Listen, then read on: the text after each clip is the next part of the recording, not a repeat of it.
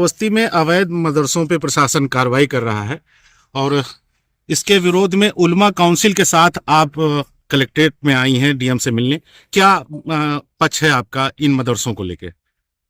इन मदरसों को लेकर जब कल हमें जानकारी हुई तो मैंने एसडीएम जमनाहा से बात की, तो उन्होंने कहा कि जो मान्यता प्राप्त हैं वो मदरसे चलेंगे और जो मदरसों का कागज सही नहीं है वो बंद किया जा रहा है।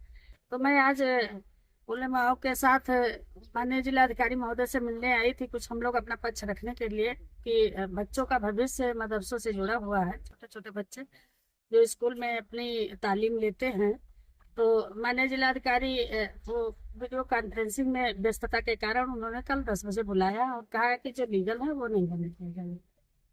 प्रशासन ने जो है जिले के सीमावर्ती जो मदरसे हैं उन पर बड़े पैमाने पे कार्रवाई की है। आप लोग डीएम से मिलना चाह रहे हैं, क्या पक्ष है आपका, किस लिए मिलना चाह रहे हैं? ये हमारा पक्ष ये है कि भाई देखिए, हमारे दीनी इदारे चल रहे थे, जो हमें अधिकार दिया है कि आप मदरसे में बच्चों को दीनी तालीम दे सकते हैं।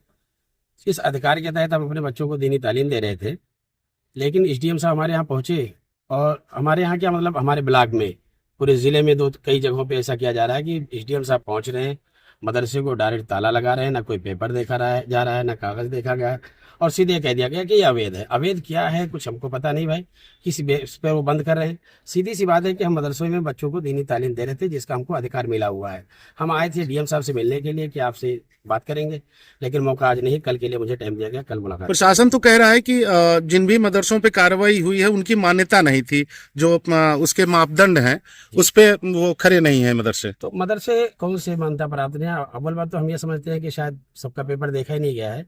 दूसरी बात यह है कि बहुत से मदरसे ऐसे हैं जो गैर मान्यता के चल तो रहे हैं, बेशक चल रहे हैं, लेकिन उन मदरसों को भी दीनी तालीम देने का अधिकार दिया गया है। कोई स्कूल वो नहीं चल रहे हैं, वो असली तालीम नहीं दे रहे हैं, बल्कि दीनी तालीम दे रहे हैं। जो मकतब टाइप के हैं, कोचिंग टाइप के वो इदारे चल रहे हैं और वो दीनी तालीम दिया जा रहा है, उनको उसका अधिकार हमको मिला हुआ है, पढ़ाना चाहिए था।